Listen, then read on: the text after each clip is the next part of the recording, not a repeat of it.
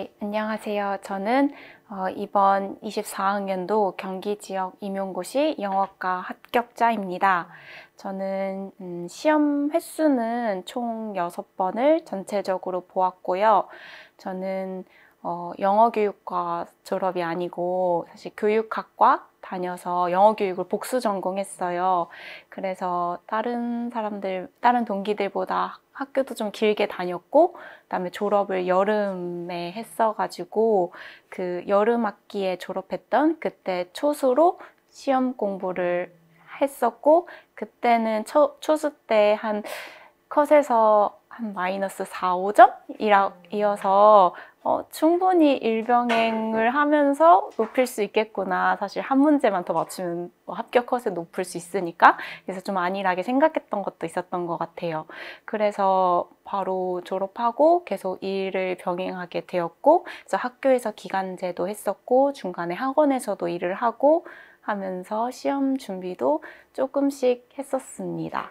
그러다가 이제 이번에 합격한 작년 같은 경우에는 제가 1년 이렇게 전체적으로 올인을 하지 못했다는 그런 미련도 좀 남았고, 계속 일을 병행하면서 공부를 했더니 이제 시험 성적도 항상 제자리여서 1년 동안 이제 채팀 커리큘럼을 따라가면서 올인을 해서 공부를 하고 여유 있게 그래도 합격을 할 수 있었습니다. 먼저 제가 그 노량진에 다양한 학원들이 있지만 이 팀을 선택한 이유, 제가 제일 먼저 공부하기 전에 채팀에서 이제 1년을 공부해 봐야겠다라고 생각했던 다양한 이유가 있었는데, 먼저 그 직전에 시험을 보고 복기를 했을 때 제가 채점을 한 것과 실제 받은 점수와 차이가 한 10점 정도가 났었어요. 그래서 저는 제가 잘 알고 있다고 생각을 해서 답안을 제출했는데,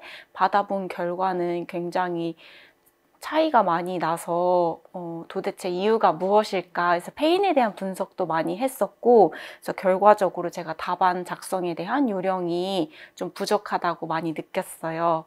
그래서 이를 보완하고 싶었는데, 채팀에서는 이제 모의고사를 볼 때마다 항상 개별 첨삭을 매주마다 해주시기도 해서 제가 좀 더 정교하게 답안을 작성하는 데 도움을 받을 수 있을 것 같다 생각을 했고요. 그다음에 모의고사 같은 경우에도 영교 영어학은 뭐 첫 번째 주에 뭐 영교 같은 SLA 뭐 이렇게 하고 이렇게 순서대로 이렇게 모의고사 출제를 해주셔서 제가 집중적으로 어디에 초점을 맞춰서 공부를 하면서 모의고사도 같이 진행을 할 수 있겠구나라고 생각이 들었었고, 일단 토요일에 진행을 하는 것도 저는 되게 저한테는 큰 선택의 중요한 이유였어요. 아무래도 제가 경기 남쪽에 살아서 이렇게 직강을 오고 가기에도 체력적으로도 힘들고 시간적으로도 많이 소요가 되는데, 저는 제 공부 시간도 중요하다고 생각을 해서 제 공부 시간을 평일에 확보하고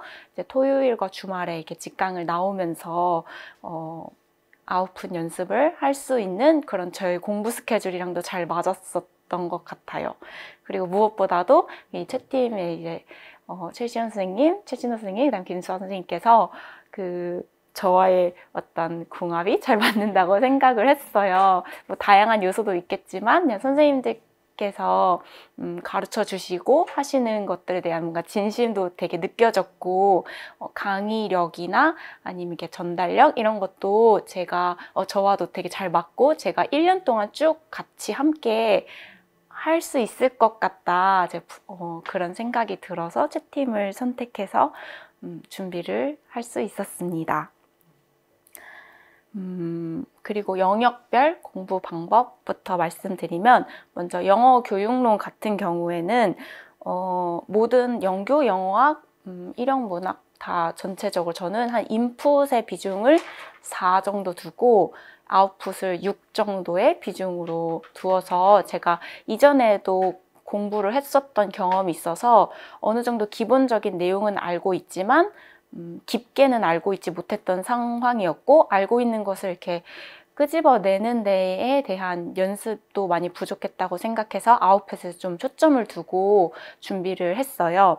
그래서 영어 교육론 같은 경우에 인풋을 위해서 가지고 있던 기본서나 아니면 PLLT, TBP 이런 원서들을 발췌독해서 필요한 부분에 맞게 읽어 나갔고요. 그리고 영어 교육론은 여러 번 많이 보기도 했고 모든 수험생들도 본인들이 좀 잘 알고 있다고 생각을 하는 영역인 만큼 저도 처음에는 다 그렇게 생각을 했어요. 근데 이게 영어 교육론 같은 경우에는 다른 영역에 비해서 좀 어쨌든 암기를 해야 되는 부분이 있는데 이게 되게 암기하는 지식들이 흩어져 있다는 느낌을 많이 들었어요. 그래서 저는 그 영어 교육론 같은 경우에 분야별로 목차를 이렇게 그리면서 계속 알고 있는 내용들을 영역별로 정리를 하고 그래서 답안에서 요구하는 부분이 어느 부분인지를 한 번에 캐치할 수 있도록 목차 형식으로 그려 나가면서 복습을 계속 꾸준히 하면서 머릿속에서 까먹지 않도록 11월까지 계속 가지고 갔었던 부분이 인풋에서 도움이 많이 됐던 것 같아요.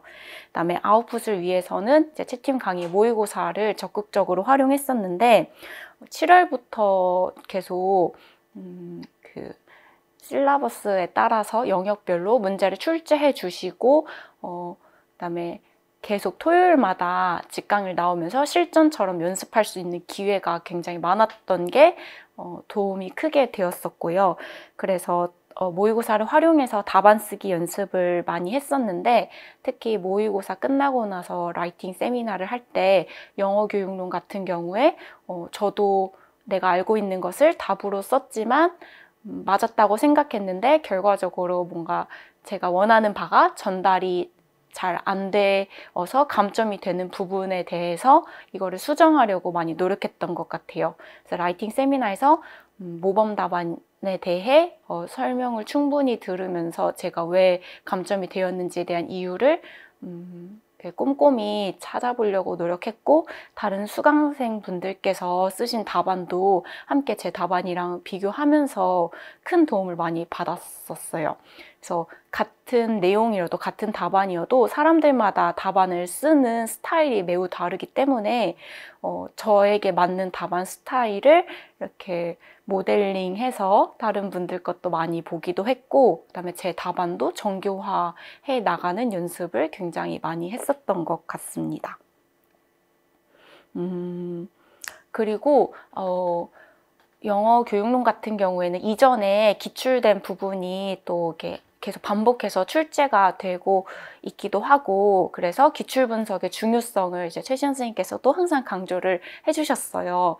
그래서 뭐 2002년도 뭐 객관식 문제부터 해서 기출 분석을 해보아라 라고 말씀을 해주셨는데 사실 저는 시험 준비하면서 이 한정된 1년이라는 기간 동안에 모든 거를 다 완벽하게 커버하기는 힘들다고 생각을 조금 했었고 그래서 효율적으로 공부하는 게 중요하다고 생각했어요. 그래서 영어 교육론 같은 경우에 역순으로 기출 분석을 꼼꼼하게 하려고 노력을 했었고 그다음에 영어 교육론의 단답형 같은 경우에 되게 생소한 개념, 뭐 액션 리서치 같은 경우에도 저도 한 번도 못 들어본 개념이 출제된 경우도 있었고 해서 그런 킬러 문항들을 잡기 위해서 예전에 뭐 90년대, 뭐 2000년대 초반 이런 기출도 많이 분석을 하시는데 저는 그런 것까지 제가 할 수 있는 여유가 없다고 생각했어요.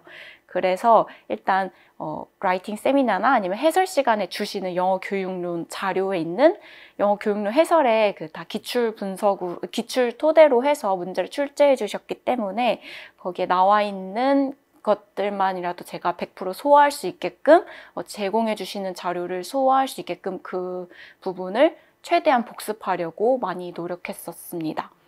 그래서 원서도 보고 그다음 커리큘럼에 맞춰서 영역별로 꾸준히 모의고사 그 스케줄에 맞춰서 개념들도 잊지 않고 준비를 할 수 있었어요.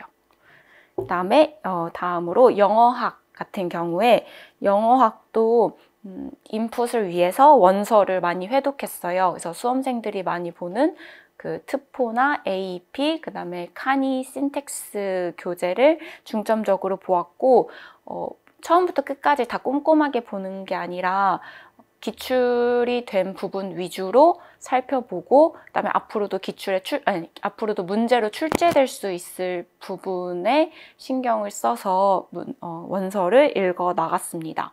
그리고 특포 같은 경우에 기출이 많이 예전부터 되고 있는 원서여서 특포에 나와 있는 예시 문장들의 정문과 비문을 밝혀내는 그런 연습도 많이 했어요. 그냥 문장을 주어주고 이게 정문인지 비문인지 적혀져 있지 않은 상태에서 문장만 보고 정문인지 비문인지를 골라내고, 비문이라면 왜 비문인지, 정문이라면 왜 정문인지 등의 이유를 직접 손으로 써보면서 그 원서 안에 있는 예문들에 좀 익숙해지려고도 노력을 하고, 실제로 이 예문이 문제에 출제됐을 때 나는 어떻게 답으로 서술을 할 수 있을 것인지에 대한 연습도 많이 했습니다. 그리고 영어학도 모의고사랑 기출 분석을 많이 했는데요.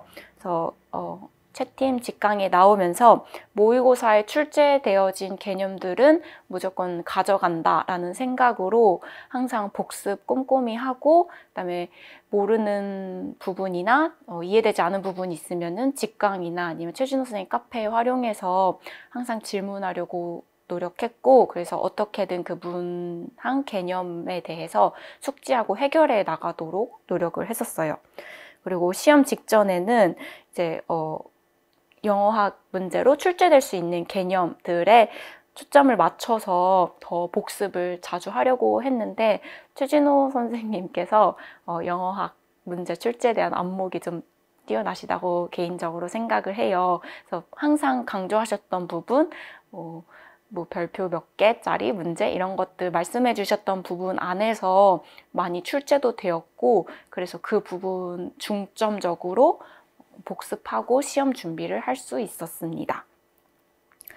그리고 다음으로 일반 영어랑 문학 부분에 대해서 말씀을 드리면, 저도 시험 준비를 할 때 일반 영어와 문학 부분이 이렇게 단기간에 지식을 쌓을 수 있는 부분이 아니다 보니까 점수를 내기에 더 힘들고 부담이 가장 많은 영역이었어요. 그래서 가장 기본이 되는 단어 공부를 우선적으로 하는 데에 초점을 맞췄고요. 그래서 단어는 그 시중에 MD 33,000이라는 책, 모든 수험생들이 많이 보는 그 책을 활용해서 공부를 했었고, 그래서 스터디 통해서 매일 하루에 챕터 2개씩 해서 누적해서 계속 복습하면서 단어를 잊어버리지 않도록 노력을 했어요. 그리고 그 책뿐만 아니라 김수아 선생님 모의고사에 나와 있는 단어들 중에서 모르는 단어들을 암기하려고 노력했는데, 처음에는 그 모르는 단어들을 공책에 이렇게 따로 적어서 암기하려고 했어요. 근데 제가 공책에 따로 적고 따로 또 시간을 내서 암기하려다 보니까 미루게 되고, 사실 효과가 많이 없는 것 같아서 저는 그냥 그 시간 그 자리에서 바로바로 외워버렸어요. 이거 그냥 나중에 다시 볼 생각하지 말고, 단어 같은 경우에는 중요하니까 모의고사 볼 때 그때 바로 모르는 거 바로 검색해서 찾아보고 바로 그 자리에서 외우고 바로 가져가려고 노력했어요. 그리고 자연스럽게 모의고사 복습을 하면서 다시 한 번 더 보게 되고, 그러면서 자연스럽게 누적해서 복습을 하며 단어를 암기했던 것 같아요. 그래서 단어 같은 경우에는 그렇게 반복해서 보았고, 그 다음에 김 선생님께서 주시는 복습 과제를 저는 굉장히 열심히 활용하려고 노력했어요. 다른 수험생들 보면은 모의고사 양치기도 많이 하시고, 시중에 있는 토플 책, SAT 책 이렇게 여러 가지 지문을 보시면서 공부하시는 경우를 많이 보았는데, 물론 그 방법도 맞을 수도 있고 다양한 주제를 살펴볼 수 있으니까 장점도 있겠지만, 저는 일단 효율적으로 공부하는 게 중요하다고 생각해서 제가 가지고 있는 자료를 100% 소화할 수 있는 거에 초점을 두려고 했던 것 같아요. 그래서 김수아 선생님께서 주시는 복습 과제를 충분히 활용하고자 복습 과제를 매번 모의고사 끝날 때마다 꼼꼼히 복습을 로 활용했어요. 그래서 항상 강조하시는 그 톡스에 맞춰서 토픽, 뭐 organization, keywords, 뭐 synonym 이거 항상 정리하고 뭐 organization 같은 경우에 패러그래프별로 문단별로 그 문단에서 하고자 하는 말이 무엇인지 뭐 첫 번째, 두 번째 문단이 주어졌을 때 그 문단들이 왜 이 순서대로 주어져 있고 두 문단의 유기적인 관계는 무엇인지 그런 것들을 생각하면서 논리적으로 글을 읽어나가는 훈련을 복습 과제를 통해서 많이 하려고 노력했던 것 같아요. 그리고 라이팅 세미나도 진짜 적극적으로 많이 활용했고 도움도 굉장히 많이 받았는데요. 라이팅 세미나 통해서 다른 수강생들이 작성한 답안들을 살펴보고 제가 쓴 답안과 비교하면서 저의 부족한 점들을 계속 채우려고 노력을 하였고요. 그리고 일반 영어 문학 같은 경우에 기입형 문항들이 있을 때 왜 A가 답인데 B는 왜 답이 안 되는지에 대해서 논리적으로 생각하려고 했고 그거에 대해서 왜 B는 안 되는지에 대해서 김 선생님께서 논리적으로 설명을 많이 해주셔가지고 납득을 하면서 문제를 볼 때도 그렇게 생각의 흐름을 맞춰 나가며 풀려고 노력을 했던 것 같습니다. 그래서 아무래도 출제하신 분 입장에서 문제를 출제하실 때 아무 단어나 기입으로 출제하시지 않을 거라고 생각을 했어요. 그래서 출제자분 입장에서 왜 이 A가 왜 답이고 B가 왜 답이 안 되는지 그 부분에 대해서 직접적으로 설명을 들으면서 답을 맞추려고 노력을 했던 것 같습니다. 저는 스터디를 작년에 채팀을 활용해서 적극적으로 했는데 직강을 다니면서 같이 직강을 수강하시는 수강생 분들이랑 스터디를 같이 했었어요. 그래서 처음으로 모의고사가 끝난 다음에 모의고사를 풀고 해설까지 들은 다음에 그럼 해설까지 들으면 한 시간이 6시 뭐 늦으면 7시까지도 될 때가 있었지만 그 시간에 집에 가면은 저는 제가 공부를 안 할 거를 알았어요. 왜냐면 피곤하고 당연히 힘들고 하지만 나는 공부를 해야겠다라는 의지는 있었기 때문에 제가 공부할 수 있는 환경을 만들고 싶어서 모의고사가 늦게 끝났을지라도 그 자리에 남아가지고 바로 복습을 했어요. 그 에빙하우스 망각곡성 보면은 바로 복습을 해야지 기억이 가장 오래 남는다고도 했기 때문에 해설을 제가 듣고 충분히 이해를 했음에도 불구하고 제가 이해했다고 생각하지만 막상 이거를 제 언어로 표현을 하면은 제가 이해한 게 아닐 때가 있더라고요. 그래서 모의고사가 끝난 다음에 스터디원들이랑 학원에 남아가지고 저는 영교, 영어학, 일반 영어 모든 영역들을 1번부터 A형 1번부터 B형 마지막 번호까지 쭉 돌아가면서 이 문제의 답은 어떤 것이고 왜 나는 이게 답이라고 생각했는데 왜 틀렸고 그리고 정답은 무엇인데 왜 이게 정답이 될 수밖에 없는지 그거를 그냥 머릿속으로 생각하는 게 아니라 다 자신만의 언어로 논리적으로 표현을 하면서 다시 복습을 할 수 있었던 것 같아요. 그래서 저는 그날 푼 모의고사는 그 시간을 활용해서 100% 이해하고 넘어가려고 노력했어요.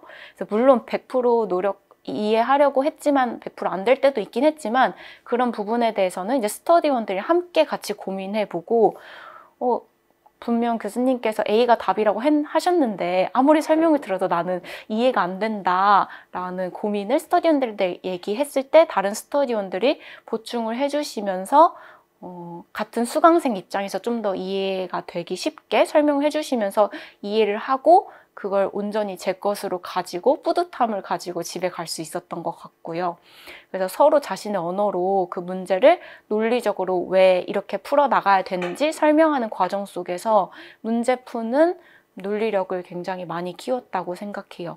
그래서 굉장히 많은 도움을 받은 스터디 방법이어서 다른 분들도 같이 하시면 좋을 것 같아요. 근데 뭐 제가 이렇게 적극적으로 추천드리기 힘든 이유가 이게 스터디를 A형 첫 번째부터 끝까지 다 하는데 시간이 한 2시간 어렵기도 했고 빨리 하면은 뭐 1시간 안에 끝낼 때도 있었지만 토론거리가 많아질 경우에는 2시간, 길게 하면 3시간 할 때도 있었던 것 같긴 해요. 하지만 그렇게 해서 저는 뿌듯하고 더 뿌듯하고 충분히 제가 그 모의고사 내용을 가지고 갈 수 있었다는 생각이 더 커가지고 힘든 것보다 장점이 더 큰 스터디였던 것 같습니다.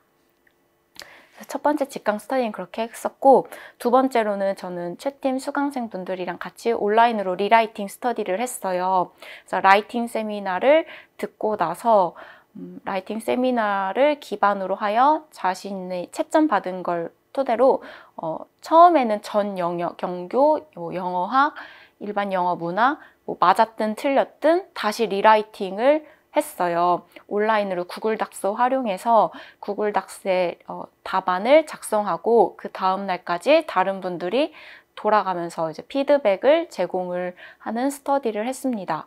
네, 이 스터디를 통해서 제가 다른 분들께 피드백을 제공해야 하기 때문에 제가 피드백을 주기 위해서는 명확한 답안 기준을 알고 있어야 되고 답안에 들어가는 키워드들을 명확하게 알고 있어야 했었기 때문에 그런 걸 생각하는 과정에서 공부가 굉장히 많이 되었던 것 같아요. 다른 사람에게 피드백을 주기 위해 무엇보다도 내가 제일 잘 알고 있어야지 정확한 피드백을 줄 수 있다고 생각을 해서 라이팅 세미나를 활용해서 답안의 기준, 그리고 어떤 단어가 키워드로 들어가야 되는지 를 꼼꼼하게 공부할 수 있었고, 그리고 제가 쓴 답안이 제3자 입장에서는 이해가 되지 않은 부분은 어느 부분인지 그래서 객관적인 눈으로 제 답안을 다시 한번 점검을 할 수 있었던 것 같아요. 그래서 이 과정을 통해서 답안, 서술, 라이팅 실력이 굉장히 많이 늘었다고 생각을 합니다. 2차 준비 방법에 대해서 말씀드리도록 하겠습니다. 저는 이번 2차 시험에서 수업 실현 같은 경우에는 2점 정도 감점됐었고, 수업 나눔은 0.5점 감점됐고, 면접은 만점을 받았어요. 그래서 생각했던 것보다 점수가 잘 나왔었던 것 같아요. 근데 저는 2차 준비를 할 때 강의를 듣지는 않았어가지고 그 전에 올해가 초수가 아니었기 때문에 이전에 2차를 준비했었던 경험이 있었고, 그래서 2차가 어떻게 흘러간다는 감은 있었기 때문에 제가 물론 학원을 통해서도 도움을 받을 수 있지만 제가 가지고 있는 2차 준비 책이나 아니면 제가 한 번이라도 더 아웃풋을 해보는 게 중요하다고 생각을 해서 노량진까지 학원을 매일 오기도 저는 좀 체력적으로 힘들다고 생각을 하기도 해서 집 근처에서 스터디를 통해서 2차 준비를 했어요. 그래서 1차 합격 발표 전에는 스터디원 총 3명이서 2차 기출에 대해서 역순으로 연습하는 시간을 가졌습니다. 그래서 1차 시험 보기 전까지는 2차 준비를 하지 않았기 때문에 12월에는 2차가 어떻게 진행이 되는지, 2차 문제가 어떻게 이루어지는지에 대한 감을 좀 잡기 위해서 기출 역순으로 3명이서 준비를 했고요. 그래서 실제 2차 시험이 이루어지는 것처럼 수업 실현, 나눔, 면접 이렇게 한 세트로 생각을 해서 2차 준비를 했어요. 근데 저는 2차 기출 문제도 중요하다고 생각을 해서 물론 100% 똑같이 출제는 되진 않지만 그 흐름에 대해서 이렇게 체득화하고 싶어서, 체화를 하고 싶어서 예를 들어서 월요일에 2023년 한 세트를 푼다고 하면은 한 세트를 연습하고 나서 스터디원에게 피드백을 받고 그 피드백을 토대로 해서 수요일에 다시 재실현을 하는 식으로 스터디를 했어요. 근데 그렇게 재실현을 했을 경우에 오히려 첫 번째보다 더 못하는 경우도 있었고, 분명히 내가 한번 해봤는데 다시 해봤을 때 원하는 만큼 그 퍼포먼스가 안 나오는 경우도 있었어요. 그래서 계속 복습을 하면서 티처톡에 익숙해지려고 노력을 하기도 했고, 피드백을 받은 걸 토대로 제가 가지고 있는 문제점이나 단점들을 고쳐나가려고 12월에는 노력을 했습니다.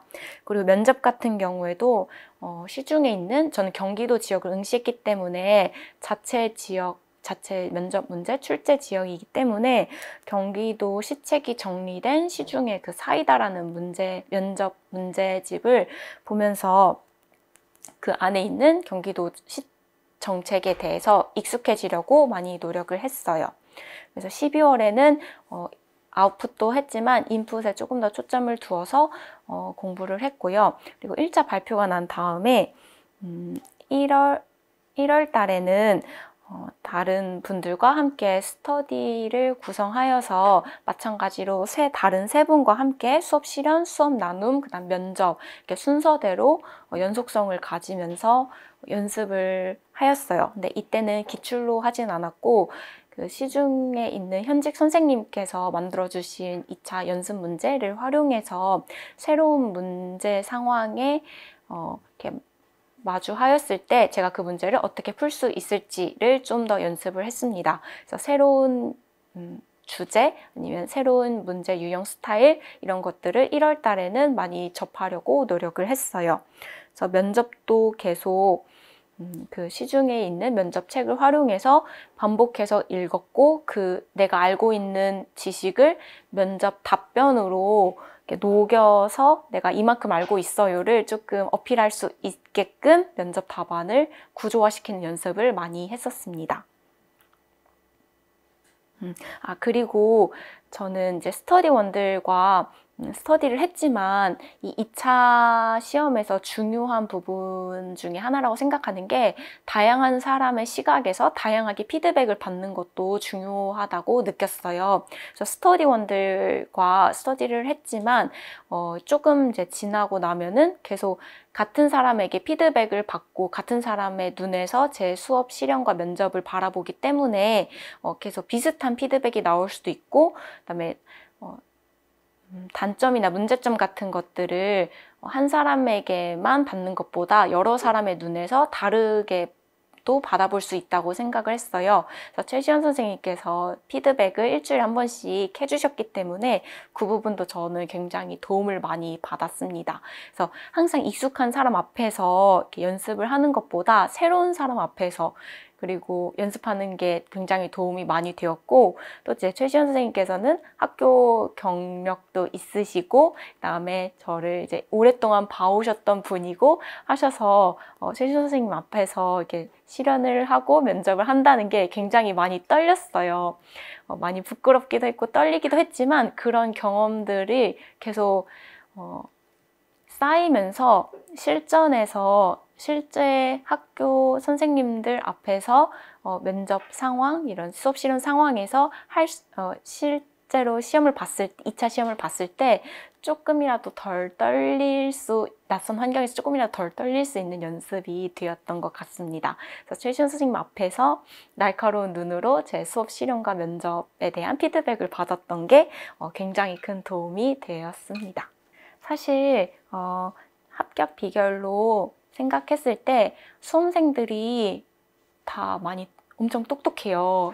네, 똑똑하신 분도 굉장히 많고 저도 제 스스로 막 엄청 머리가 비상하다든지 똑똑하다고 생각하지 않고 저보다 더 똑똑하시고 훌륭하신 분도 많다고 생각하는데 어쨌든 이 시험이라는 게 시험을 짧으면 1년 아니면 몇 개월일 수도 있지만 짧으면 1년 아니면 몇 년 동안 진행하시는 분이 많기 때문에 이 멘탈 관리가 진짜 중요하다고 생각하고 그래서 멘탈 관리, 기초 체력 관리가 되어야지 내가 알고 있는 것을 시험 상황에서 아웃풋할 수 있다고 생각을 해요. 그래서 저는 작년에 시험을 준비하면서 멘탈 관리에 굉장히 신경을 많이 썼습니다.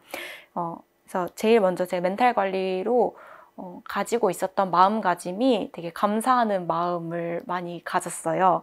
그래서 내가 지금 공부를 하고 싶은 제가 이전에는 일병행을 했을 때 공부를 하고 싶었어도 체력적으로 한계가 느껴져서 원하는 만큼 공부를 하지 못해서 굉장히 속상했었을 때도 있었고 그리고 저는 일을 하면서 되게 일도 좀 약간 대충 하지 않는 스타일이어서 학교에서 일을 병행했을 때도 엄청난 워커홀릭이어서 공부를 제대로 하지 못했어요.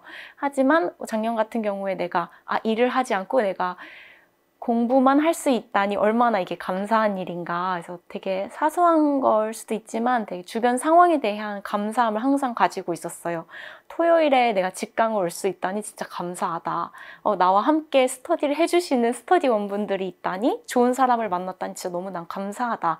그래서 감사한 마음 항상 가지면서 생활하려고 노력을 했고, 그리고 긍정적인 마음도 진짜 중요한 것 같아요.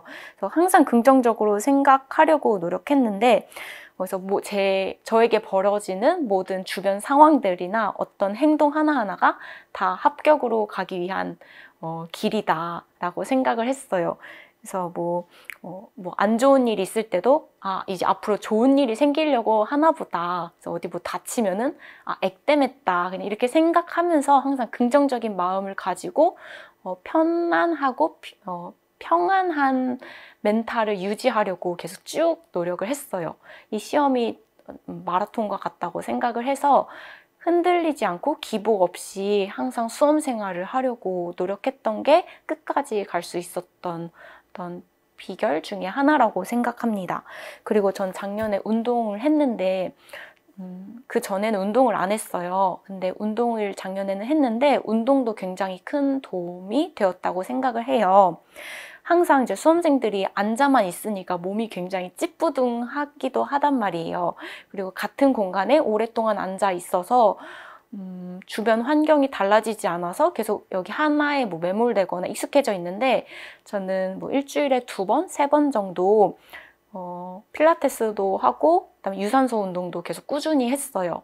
필라테스 하면서 매번 이렇게 같은 자세로 앉아서 공부를 하는데 좀 스트레칭도 좀 하고 근력도 좀 키우면서 체력 관리를 했었고, 그다음에 유산소 운동, 이렇게 러닝 같은 거 하면서 오히려 저는 더 이렇게 다운되어 있던 기분이 더 활기를 가질 수 있었던 것 같았고, 그래서 체력 관리가 곧 멘탈 관리로 이어질 수 있었던 것 같아요. 그다음에 운동을 가기로 계획한 날에는 예를 들어서 7시에 내 운동을 갈 거야 하면은 그 운동을 꼭 가기 위해서 공부는 6시까지 무조건 끝내야 해 라고 생각을 해서 그 시간에 맞춰서 그 오전이나 오후 시간을 낭비하지 않고 운동을 가기 위한 어떤 데드라인이라고 생각을 해서 스케줄에 맞춰서 공부를 계속 꾸준히 할 수 있었던 것 같습니다. 그런 식으로 스케줄 관리도 하고 체력 관리도 하고 멘탈 관리도 하면서 공부를 계속 꾸준히 해 나갔던 것 같아요.